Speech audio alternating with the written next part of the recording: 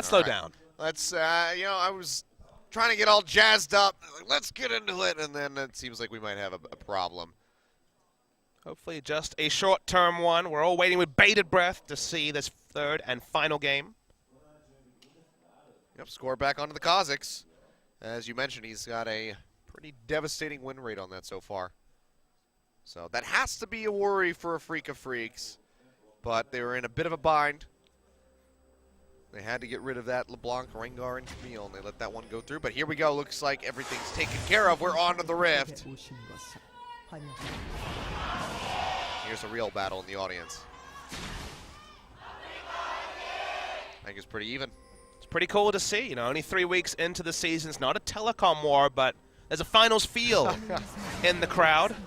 As a shout out to Korean caster Dongjun, who did cosplay as Pool Party Tarek in the official Riot KR music video to announce that skin. Not much excitement here in the Keystones. I love those finals feel. I love games like this where both teams have shown they can stand up. Neither team won by mistakes, they won by good play. And now the draft. No obvious shortcomings of either draft. My biggest question mark is, what does Fervor Renekton's laning phase look like against Maokai? Because Maokai usually is the ultimate equalizer of whatever lane. Is considered looking for a late invade, but against the Maokai, very difficult to do. Yeah, Smeb, he's already got that E. Just tossing out the saplings, trying to spot out, see if there's going to be any sort of invasion. Was able to chunk Spirit down a little bit on that at least, so could exacerbate things for him as he tries to progress through the jungle. But otherwise, looks like we're just going to have a bit of a mirrored jungle coming through, as both will start on the top side of the map and work their way down bot. If you want to evaluate the bot lane matchup, it is very KT favored in this particular lane. Malzahar's laning phase pre-6 barring an exhaust all-in hijinks, not very strong. Zyra has a super oppressive laning phase, and Varus is the strongest laning AD carry right now, so advantages go to KT without even discussing the personnel involved. Both AD carries have gone for the 3 potions build, because it turns out that Malzahar and Zyra do a lot of ranged trade damage, so you know, people kind of will probably be watching other scenes and wondering why, you know, why the 3 potions? Seems greedy, what about Doran's Blade? But the thing is, when you're against a ranged mage, I mean, you call it a support, but they're basically a second damage dealer. How often do you actually get to walk up and put that life steal to use as Tucson falls so low? Yeah. That is going to be a really early recall coming through from Tucson. Probably won't be able to net himself much. Meanwhile, Spirit going to rotate over, find Score in the river. He's going to jump in, goes for the trade. Spirit has to flash away. Flash forward by Score. Doesn't have anywhere to go. With that repel, the Cocoon comes through. Now Kuro sprinting his way through. Will lock him down to the Rune Prison just to make sure he can't follow. So flash for flash. But Spirit goes low and might have to recall out of the jungle a bit earlier than his opponent. Yeah, Spirit actually showed a lack of game sense there. He didn't understand that Malzahar was chunked out, therefore he can't go for any sort of skirmish because they will be outnumbered. Mado was walking up from bot. So whether it wasn't so much the mechanics, but just the poor decision making. The moment you see your Malzahar chunked out, you walk back into your jungle, you're not giving anything up except for Scuttle Crab control. Yep. Not punished so far. Smeb does spot out Spirit. You know that this would be him trying to take away this Rump. You can already see Score roaming his way up, still has the double buff. Rump will go over, they'll see him on the exit. Score, how hard in the paint does he want to go over this one? Looks like he's just going to let Spirit sneak his way out and back into his own jungle. I mean, Corki had recalled and was level 4 versus level 3, so that time threat wasn't there from Score. Smeb's been pretty low on mana, so wasn't really in much of a position to roam down from the top lane. Significant experience advantage for KT's bot lane duo, specifically over Tucson, is something we'll have to keep track of. The level 6 ping will come a lot faster. And remember, the bot lane has gone very topsy-turvy for Afreeca. In Game 1, they did not get much done. They had a favorable lane matchup but did poorly. In Game 2, they were much more on form and went very equal, so while Tucson's feigning aggression at level 2, he shouldn't push up too far. The exhaust in on the bot as they try to get the kill, but Tucson's going low, doesn't have the exhaust there anymore. It's not going to do enough to mitigate the damage. He flashes away, but still goes down. First blood picked up by Deft. A nice start for KT, and if they can just keep this rolling, this is going to get out of hand very quickly for Afreeca Freecs. But why? You have to ask the question, why Afreeca? You don't have the matchup to be able to do this. You didn't have the experience on the Malzahar, and going even is just fine against Deft and Mata. You give Deft an inch, he does it on the world stage, he does it on the national stage. He is a massively strong AD carry. So you have to wonder why they played with fire when they didn't need to. It's an unforced error, first by Spirit, then by Tucson in the bot lane, that has allowed KT the small, slender advantage they have. Yeah, and now such a strong start coming through. Tear of the God is completed for Deft as well as that serrated Dirk. So he will still be pushing out quite a bit of damage as he builds towards that Manamune and that Yomo's Ghost Blade. So things are about to get very painful if you're Kramer and Tucson. We'll see how they manage to fare, but just way too aggressive from Tucson. He's going to fall even further behind in experience.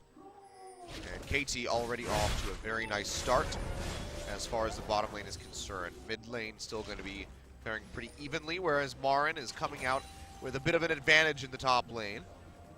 And you just wonder, how does Afreeca enter lane 2v2 in bot?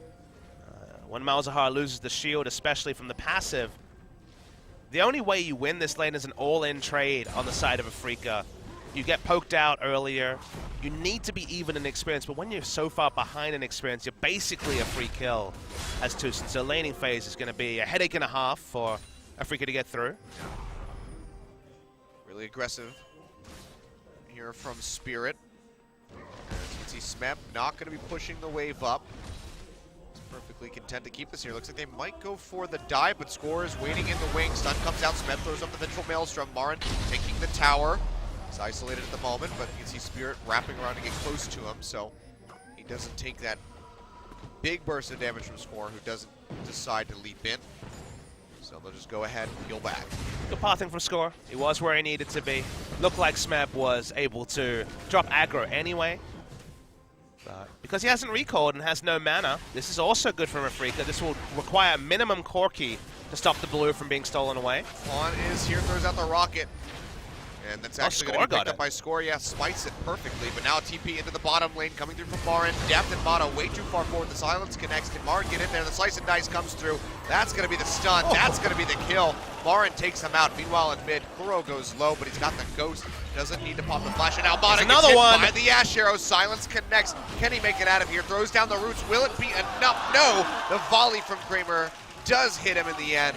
He comes up with a kill, 2 on the board now for Afreeca. Nice turnaround. And vintage Marin, his map play was always his strong suit. His teleports were unrivaled on SK Telecom. It's one of the reasons why he had that streak, 29-1 on the Maokai.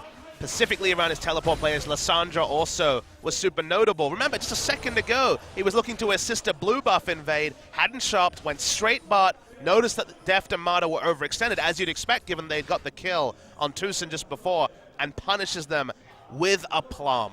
Great stuff from Afreeca, and now they're the ones with a slender lead. And he knew that there was no way for Smeb to answer. If he had TP'd alongside him, it would have been a manaless Maokai who has not bought anything at the moment, but finally the recall does come through. Smeb able to pick up the Bomby Cinder, a second Doran's ring, and a cloth armor as he builds towards that Sunfire cape. But with that kill picked up on Marin, he's got a significant buy in the inventory. Phage and double longsword as he works towards that Black Cleaver. Yeah, 14-minute Black Cleaver is looking like the par time, maybe even earlier than that if he gets more done.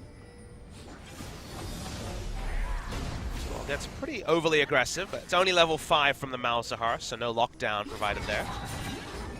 And that play in the bottom lane just kind of nullified a lot of the work that Deft and Mata had been able to do. You can see though, gank maybe coming through. His pawn is waiting in the brush, has the package available, but there's 4 members in the bottom pawn. He goes into the back lane to try to cut them off, but he's going to find 4 members waiting for him. The Cocoon does not connect, but the Ash Arrow does. TP comes through from Smeb. No, interrupted actually in the top lane by Marin. And that's just going to be a trade 1-for-1. They lose their mid laner, get a support. KT definitely coming out on the backside of that exchange. They do get a lot of damage onto the turret, but looks like that first brick will be evading them for quite some time. And now Deft getting a turret shot, definitely a bad look. Score's here to back him up. They're going to try to shove them off. Looks like they will be able to get the turret, so this should be a more beneficial exchange for KT in the end. But definitely a hard-fought one by Afreeca Freecs. Yeah, it was a really great setup by Afreeca. They knew exactly what was coming. and were in position to try and counter it. Ended up going 1-for-1 because there was no way for all 4 of the Afreeca Freecs to get out of dodge. You know, one person had to go down. It ended up being Tucson, who now obviously still continues to be starred for experience, but that was the best counter setup I've seen to what was a staple of the Rocks Tigers, those turret dives around the bot when the turret fell low. That's going to be the Realm Warp coming through. No turret, no minions though. Yep, don't have a wave. And Marin, he's not quite tanky enough yet. Does have that ultimate to get a little bit of burst of extra HP, but still way too risky, even with Kuro. Having that innate damage on the rise, they will go ahead and peel back off of that one. So Realm Warp down. That's a nice timer for KT to track so they can know when Kuro is able to just TP into bot, TP in the top, and affect a kill. For now, KT, they have a very slight lead, 500-600 gold at the moment. Afreeca Freecs, they are not going to go down without a fight here. We knew this series would answer a lot of questions. Where are Afreeca at? The Smeb vs. Marin rivalry, where's that at? A lot of people were ready to write off Marin. He didn't get on to SKT or KT, one of the true dream teams. Didn't have a good year in China, an older player, the oldest player in our league, 1991, so he turns 26 later this year. People were ready to say, you know, he had his time and he was done. You watch this series and it's clear Marin is not done. This guy still has a champion pool and knows how to teleport in a way that other members or other players can't really hold a candle to. And it's happy to be optimistic about Marin again. It feels like there was that narrow time around Worlds 2015 where you could really trumpet Marin as one of the world's best. And since then, there hasn't been that time. On a team like Afreeca, where he is the superstar, they may have Spirit, they may have Kuro, they look to Marin to win them the game. And Marin's been very, very good this series. Yeah. I mean, as well as, you know, being on a team where there are no language barriers coming through. So definitely a factor that could come through when he was playing in China with that poor performance. But things on Afreeca definitely paying off a lot better for him.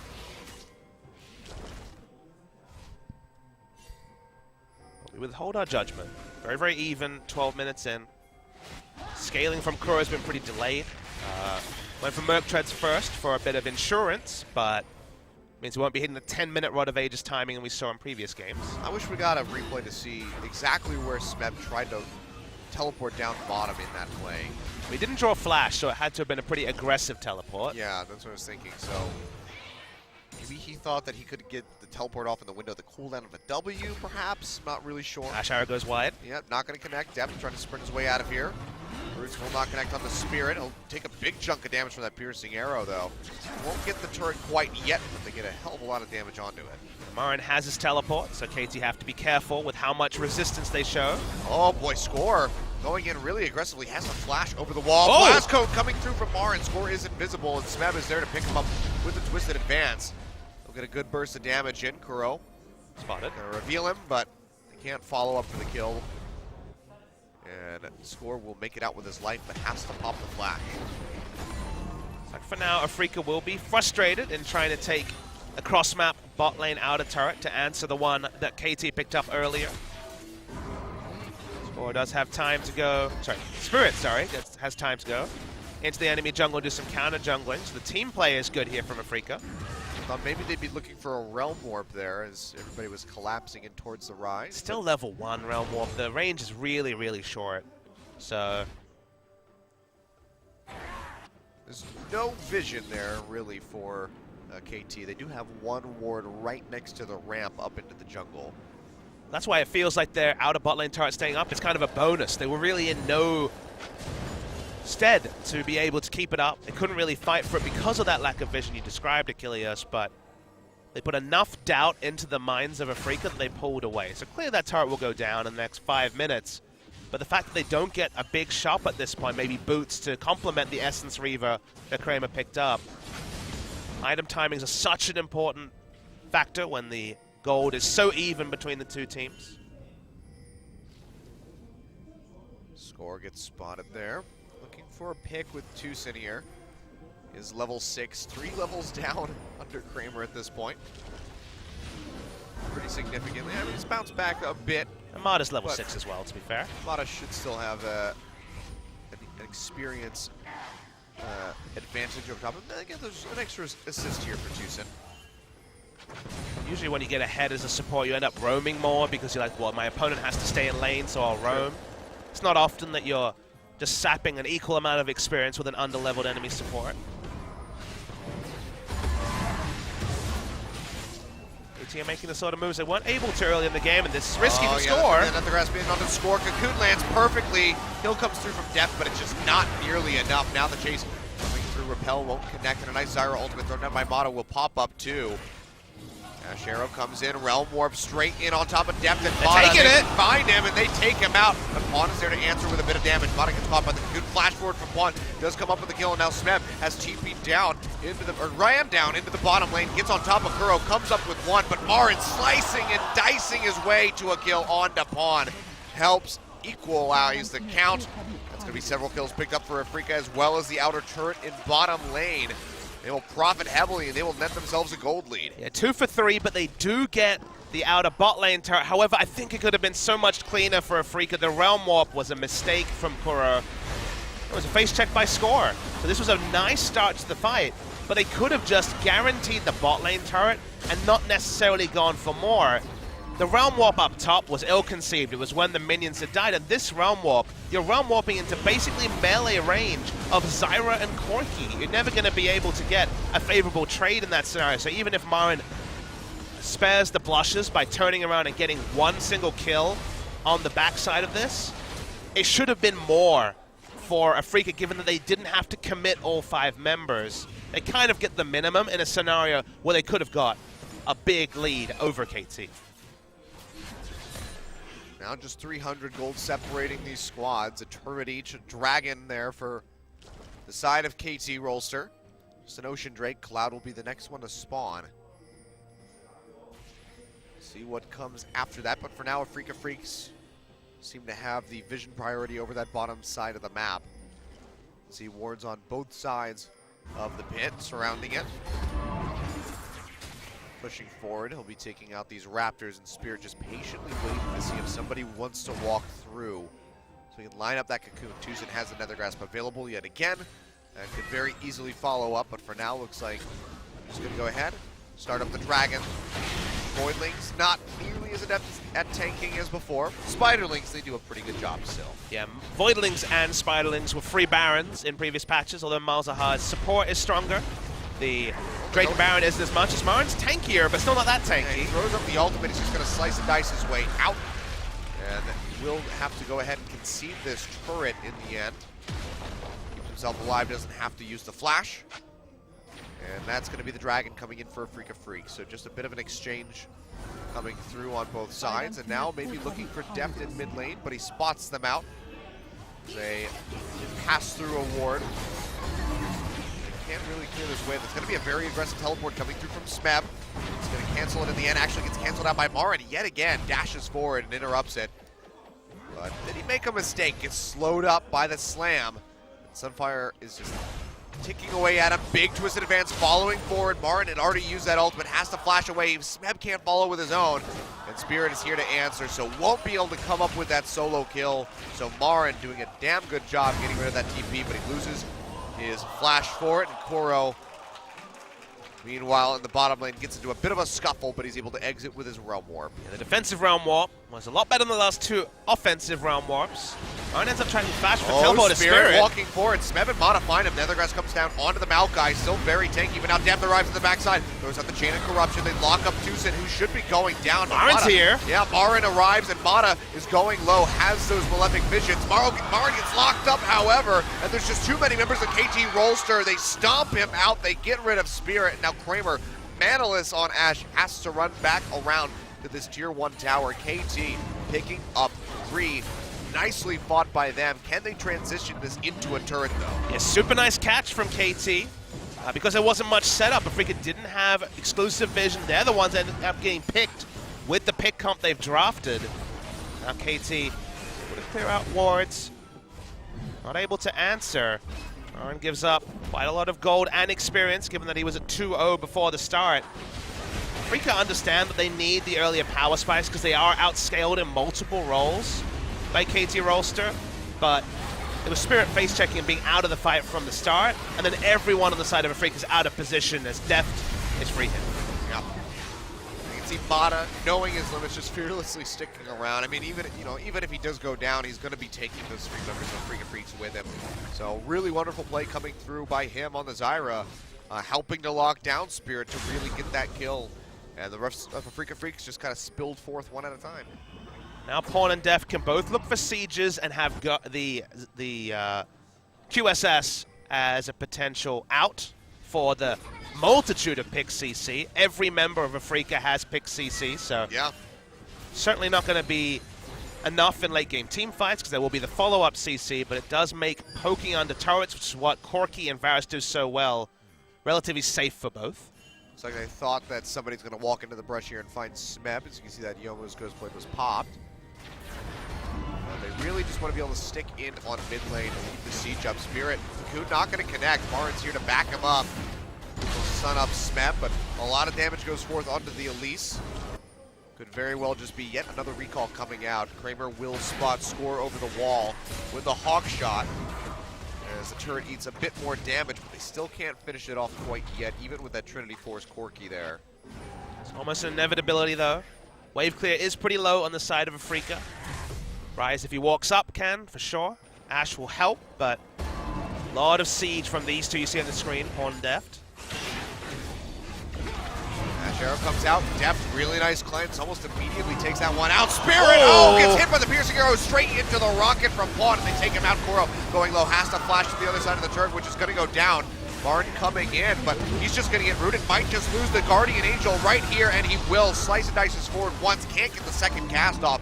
Can they finish him off is going to be the question. They root him right there with a twisted advance. Smeb will pay for it with his life, but that could lead to yet another turret going down in favor of KT Rolster. It'll even be 3 Achilleos. It's a very fast push available. No minion wave will slow things down, so it'll only be the inner turret, but there's no threat onto Corki and Varus in the backline. Unless Marin's getting one of those flank teleports we saw in Game 2, he will not be the one to do that. Spirit has been DPS out of fights twice. And you just have to consider that Deft and Pawn are at very high amounts of damage. Trinity Force just completed a couple of minutes ago for Pawn. And the moment that they go all in on trying to take down Deft, no one's there with Tucson, no one's in the backline, and everyone else. They can turn on Marin because the AD carries are free hitting from KT. Yeah, it seemed like Tucson maybe playing on 40 MS right there, flashing over the wall after he loses the jungler for the follow-up CC. It costs him his life. It costs Afreeca Freecs a hell of a lot. And Marin now going to be without that Guardian Angel. The raw stats alone not going to do much to mitigate the damage that's coming out of Deft and Pawn at the moment. So he is going to be in a bit of a bind. Can't go as ham as he wants to on this Renekton. We've already seen how fearlessly he's playing. And it's really just causing Afreeca Freecs to start suffering for it. Spirit as well. Not looking nearly as adept on this Elise as he does on Olaf. Triple QSS from KT as well. So much respect to CC. Maokai is just tanking up this Baron. Afreeca doesn't have an idea of the HP value. Spirit might just have to try and suicide on it. Goes up with a repel. They can just buy some time. He will have to come back down. TP does get burned out by Marin, so KT, if they just want to disengage here, that's still profit gained by them. Can they find the chase? Tucson still has his passive up. They're trying to poke it off of him. Maybe line up a chain of corruption. But it looks like KT, they're just going to play this top side of the river. KT have all the options. They turn back onto Baron, clear the ward. This is the point that could make or break the game here for either side. Spirit gets chunked out to half HP. Smeb not able to follow in with the twisted advance. KT just going to play this out patiently, but looks like they will wrap back around to defend this turret in mid as best as they can. Chains of Corruption accuracy isn't usually a big point, but it's the only true ranged initiation that KT have. So repelling on the Chains of Corruption stopped KT from being able to turn. Means that Afreeca slight breathing space, but no more than that. They got KT away from the Baron, but still not able to dictate anything. The game is being played at the pace that KT decides. Sword just jumping over the backside of the pit. They know exactly what's happening though. For the Afreeca Freecs. Looks like it might just be another Ocean Drake going over to KT. Marin trying to contest this one, but a bit foolishly. We'll slice and dice on the backside of the pit, but the rest of Afreeca Freecs are going to try to start this up, and the TP comes through immediately from Smeb, and they just have to back off. So that'll be canceled, so they get a little bit of that cooldown refunded here. Season 6 strats right there with the Elise Malzahar Baron attempt. Not to be. Not nearly as effective, though.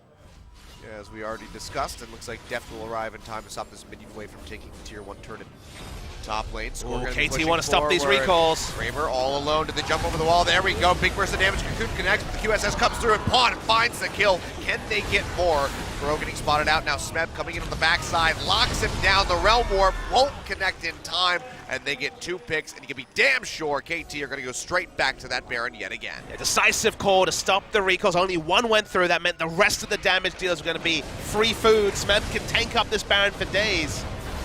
And well, good luck, Spirit. You're going to need it. Needs the Miracle Steal. Has the wards in the pit. Can see the HB. But might be a bit of a suicide mission. Meanwhile, speaking of that, Marin comes in on the sidelines. No one else from Afreeca Freecs following no control up. Water. He does have down. vision here. Spirit is patiently waiting this one out, but he's going to get locked down, and they pop him over the wall. Beautiful play by Mata to just get the root. And everybody turns on to him. That's going to be the Baron picked up for KT. That's going to be a 7,000 gold lead. It looks like they might just be able to close out the series. And this play call, we knew that one of Mata or Score would be able to really lead from the front. Both of them experienced shot callers. I'm sure Smeb, Deft, and everyone else can help out as well. They interrupted the recall. Smart, decisive call. They get the Baron they've been fighting for the last 3 or 4 minutes. And this should be the breathing room to allow KT to take a series. A blemish on their record, but really set up to take over this series. Yeah. And now Afreeca struggling, and you have to, kind of consider this Renekton pick here from Marin was doing decently well, stopping the teleports down from Smeb. Had that big impactful TP into the bottom lane early on, but since then hasn't been able to do anything. Every time he walks up, they just completely isolate him. They eliminate him, whether it's getting rid of the GA, whether it's just killing him, and he can't do anything in these fights. I think that's the easy thing to say.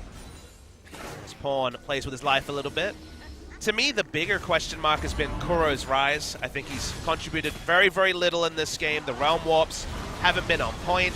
He hasn't threatened the backline or peeled for his front line, or his backline either. In general, I don't think his command of Rise has been good enough to justify the premium they paid to take it here. It's certainly not been his Orianna performance from Game 2. He is just getting chunked down. Elise and Renekton being launched in the backline, maybe you do instantly kill an AD carry and win a team fight, but that sort of coordination or the item timings haven't been there for Kuro to be a threat, whether with the Realm Warp or just as Rise himself. Oh, Corruption not going to connect from depth, but might be enough for them to push back Score. He will pop the QSS, but the turret falls all the same, and now KT looking to break the inhibitor line here at 28 minutes. Pawn has a hell of a lot of damage with that Triforce. They will be able to knock this down. How much more can they get? How much do they want to stick around for? Minions are knocking down the tier 2 in top lane. Wave's already pushed up for them. A double ocean Achilles, so they're actually pretty happy to stay from here. Yeah, this gives them so much more sieging potential, as if they didn't already have enough. See, not a big wave. Another one is coming in right behind. See if they want to just stick up for this and take out the second turret. Looks like that is going to be the game plan. Just ignore the top lane for now. They can always rotate straight up to there from here as they get ready to knock down yet another inhibitor and just bleed Afreeca Freecs dry inside their base. They're running out of Hail Marys. Maybe a Realm Warp. I think that would just be a suicide journey. The Ash Arrow's been on cooldown for the last bit, so it hasn't been an option for them. Double inhibited down. They'll go and take the top lane turret as well. And then plenty of gold in the purses to shop and look for the final push for KT Rolster. See if they can ride this Baron buff all the way to 3 inhibs. They only have a little bit of time left on it. Tier 2's down. They still have a pretty strong wave with them, but looks like they're going to go ahead, spend this hard-earned cash they have netted for themselves, and come back with even more items and finish stomping out Afreeca Freecs. 11,000 gold.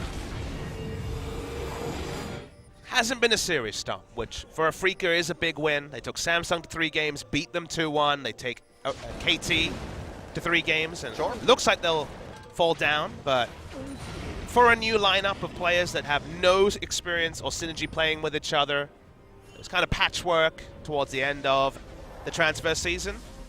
I mean, pass marks and then some for Afreeca. They look like a top 5 team, which Had to have been their goal preseason. Yeah. When they're on blue side with Olaf. They look like a top 2 team on blue side. Can you check off those 2 boxes? Congratulations, you're going to playoffs, boys. Imagine if they beat SKT on blue side. That'd be a story. That would be very impressive. The blue side specialist. But for now, it seems like Afreeca will be suffering yet another loss. As you mentioned, not that many Hail Marys left that can be made. And even if they do get a who's the Ash Arrow hitting at this point? Zyra, maybe? Yeah, I mean, kill Mata. He's been pretty crucial in these fights. The layering of CC is not realistic because let's say Ash Arrow comes, Annalise walks up, or Malzahar walks up. They just turn and kill the relatively squishy people looking for a follow-up catch. Yeah. It's going to put a pretty serious dent in Kramer's KDA, you have to feel. Might fall out of that number 2 spot. The fact that he's above Bang is kind of a minor miracle, though. Very much is. I guess someone has to die sometimes for SKT.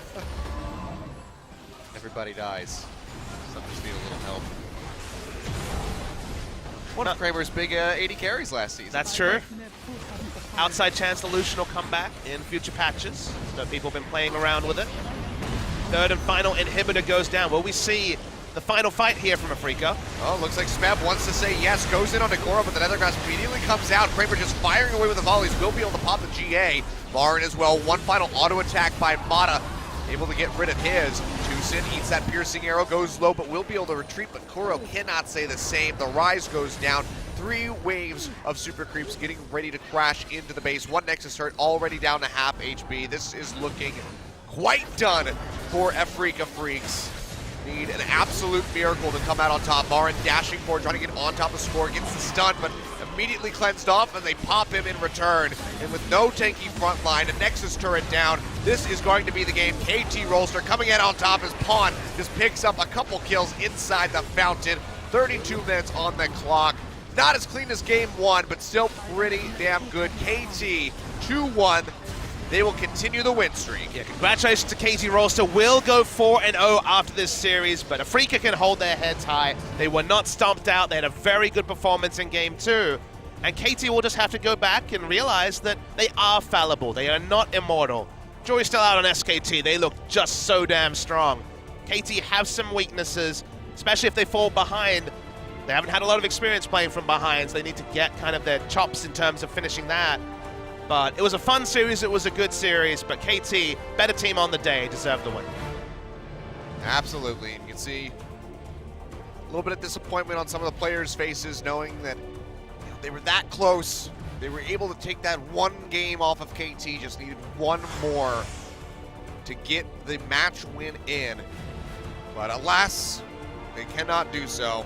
And Afreeca Freecs will just have yet another loss on the board. So another 1-2 after their loss against MVP. And I think we can now answer the question, what is it about the blue side, red side dichotomy that has held down Afreeca? And it is the fact that when they get their picks, they look so powerful, whether it's the cannon coming out from Marin, whether it was the counter picks they were able to get. When they get their power, like the Olaf on Spirit, they look great. But when they're on the red side, forced to ban the OPs, and then you can ban Cannon, Olaf, all these fringe champions that they have mastery out. When the mastery champions are out, first for Marin, then for Spirit, doesn't feel like Kuro is drawing any of those mastery bans. Doesn't feel like Afreeca have the extended bench to take a full series. So I think Kuro especially needs to get the return of a champion, whether it is Victor or a champion like Victor, where he can blind pick, where he will draw bans. Because when he's playing the Rise, when he's playing champions like Katarina that are outside his comfort zone, he's not drawing bans, and he's not putting forward enough, even though he's picking up high contested picks like Rise. Yep. Well, a tough loss here for Afreeca Freecs. And yet again, as we said with Kongdu Monster, they also have to play back-to-back days, so they'll be coming in, and have to play against Jin Air Greenwing, which is going to be a very exhaustive series. That's the sort of series where Afreeca will be like, okay, we played well today, we're confident. If Jin Air win game 1, anything can happen in that series. Absolutely, and I mean, I want to see who Afreeca is going to bring out in the jungle, whether it's going to be Spirit or whether it's going to be Mowgli going up against MT, who's looked very good for Jin Air. And that will be the two, kind of pick of rookies fighting against the same position. Mowgli versus That'd be a fun one to see. it is a tough loss, but it's a good loss for Afreeca. They don't hold their heads in shame for this loss. They still clearly are exploitable in pick and ban, but they can always improve from there as poke champs do damage, it turns out. Yep, I mean, we saw this very clearly on screen. Pawn and Deft is absolutely decimating. Can I point something out? Sure. Every single member of they exceeded their KT lane. Rolster beat the highest member of Afreeca. Oh, that too. Yeah, wow, that was Mata beating Barnes Renekton by about 20 damage. I don't think I've ever seen that before, where every single member had higher than the highest of the enemy team. Congratulations to Smeb. He did Maokai things. Yep, 3-1-6 in that game. He'll get himself his second MVP. So now I think we have like an 11-way tie at 200 points at this current stage. So it's getting a little ridiculous. We're gonna have to see who's gonna start inching ahead, try to catch up to Deft and Faker. But I mean, was really on point. Getting his teleports interrupted in the early game. Definitely a bit of pain in the rear for Smeb, but he still made it work in the end. Yeah, it was a good, solid game. I don't know if I would have given him MVP because I didn't feel like he was really the turning point. I think Score did a really good job on the Kha'Zix. Now 5-0 on Kha'Zix. Going to start drawing Kha'Zix bans, especially when maybe the ban pool changes. But he got a On double kill. 7.2. He did, and he didn't even have to build a Haunting, guys, to do it. Maybe he hasn't seen that Mobile Fire guide yet. He's too busy getting ready for He the can day. check out the VODs from Game 1, Series 1. But yeah, I mean, Smeb did exactly what he needed to do. Maokai thinks just absorb all the damage, walk at somebody, hit W. I'm going to be interested to listen to the interview that we'll have after this, because this could be one of those weird scenarios where Afreeca feel better in losing than KT feel in winning. It was a win. They played good, but I said this when KT named this lineup. Winning LCK is not enough when you have so much talent on the line. They're shooting for Worlds, and the KT that lined up in this series will not win World Finals. Oh, absolutely not. They might not even make it to the World Finals, if even the semis. So a lot of work to be done still by both sides. But let's go ahead, throw it over to Droll for translation on our MVP interview. Thank you very much, guys. We are here with KT Rolster, who received a 2-1 victory against Afreeca Freecs, and we are here with today's MVP, Smeb and Score, for the interview.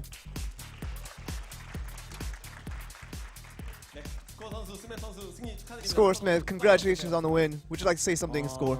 좀 생각보다 많이 당황했던 것 같아요. I feel like we were a little surprised seeing how it resulted out, but 볼수 있는 팀이 없다고 생각했어요. I feel like Afreeca was never a team to look down upon. 여러 가지 얘기들도 많이 나왔었잖아요. 실제로 부담도 많이 됐고. There were a lot of speculations between the top lane matchups, Smeb.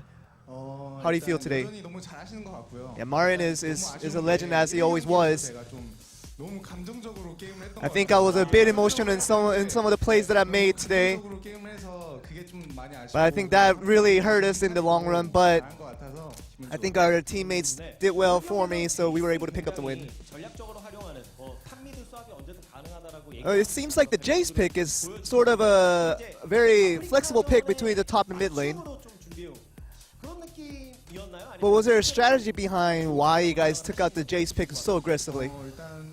일단 좋은 픽이라고 생각을 하고요. 그리고 I always feel like Jace is a very valuable pick, and 할때 제가 웬만하면 주도권 있는 픽을 I always try to pick champions that can have domination towards in the laning phase, and I feel like that's why I picked Jace many times today. 됐던 건 아무래도 정글의 친구 우리 아이번이 나왔어요. 그래서 We saw that you picked out the friend of the jungle, Ivern, today. 좋은 픽이라고 생각하시나요, 실제로?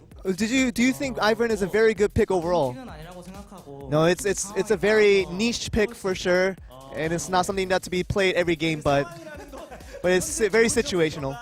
뭐 변당하거나 없을 때를 말씀하시는 건가요? 아니면은 What kind of situation are you talking about specifically? 건가요? 뭐 굳이 힌트를 주자면 아군 조합에 따라 If I would like to give a hint, it all is based on the allies composition. 보면 웃음 나는 챔프죠. 아이고.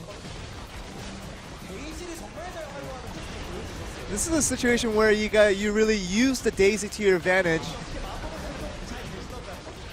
Did Daisy follow your commands well? 조금 해가지고 이제 데이지 제 친구기 때문에. Yeah, I've spent a lot of time with Daisy during practice, so we're good friends now. 입장에서 아이번 든든한가요? 카락스 같은 정글러가 좋으신가요? 아이번이 Smell, for you as a top laner, what kind of jungler do you like better, Ivern or something like Kha'Zix? But in this situation, you have to think about it differently. When you have an Ivern as an opposition jungler, it really frustrates you as a laner. So it's really nice to have it in your team instead. 좋은 플레이를 보여준다는 얘기와도 통하는 것 같은데 실제로 아이번이 꽤 괜찮다고 생각을 하시는 건지. Do you think Ivern is valid as a top laner? 예, 알겠습니다. Yeah, I think it's something to very experiment with. 오늘 마린 선수가 오늘을 위해 준비했다는 듯 레넥톤을. It seems like Marin was waiting for this day to pick out the Renekton today. How was it today? 일단 Well, first of 좀 all, 쓸것 같은 느낌이 많이 I 들었거든요. felt like 지금, I had a feeling that Marin was going to use the Renekton today. 티어가 많이 올라가고 있는 And it is a current trend that is it's a trending pick that is getting higher in priority for top laners. 상대가 이제 오늘 모글리도 나왔고 스피릿 선수도 나왔고 교체 출전도 됐었는데 You had to face two junglers today, Score, and facing Mowgli and Spirit in the same series. How was the difference? 선수한테 사실 좀 미안해요. 데뷔전인데. I felt very bad for Mowgli. Feel very sorry for him because it was his debut match and he had to go through that early struggles in the first game. But with Spirit, his positives and his strengths are using champions like Olaf, so it was a very scary moment for us. 두 번째 경기의 페인에 대한 얘기들도 좀 많이 나오고 있을 것 같아요. Do you want to talk about the second game aftermath when you guys received your first loss of the season? 너무 감정적으로 Like I said earlier, I was too emotional in some of my plays, not really came out in the second match. 타이밍이 안 살리고 좀 And there was a situation where I should have backed off at certain times, but that emotion got to better me and I was too aggressive at times. 픽이라는 인지가 있었던 건가요? 쓰기 전에? 뭐 당연히 좋은 픽이라는 인지가 있으니까 쓴 거고. Well, for me, I thought the Kha'Zix was a good pick to go with. 쓰기도 해서 That's why I picked. 써봤는데 네. 다음에도 나올 것 같아요. But you know, with something like the Ivern, you could see it next time. You never know when the situations are right. 네, 스맵 선수가 오늘 접전 끝에 Smeb, lastly, do you want to say anything to your fans who are staying out this late to cheer for you guys? 오늘 굉장히 또 힘든 경기 이렇게 늦게까지 하게 됐는데요. Yeah, today was a very tough one. Falling into the late times today. We always thank the fans for always supporting us, and we want to keep practicing to get better to continue to entertain you guys.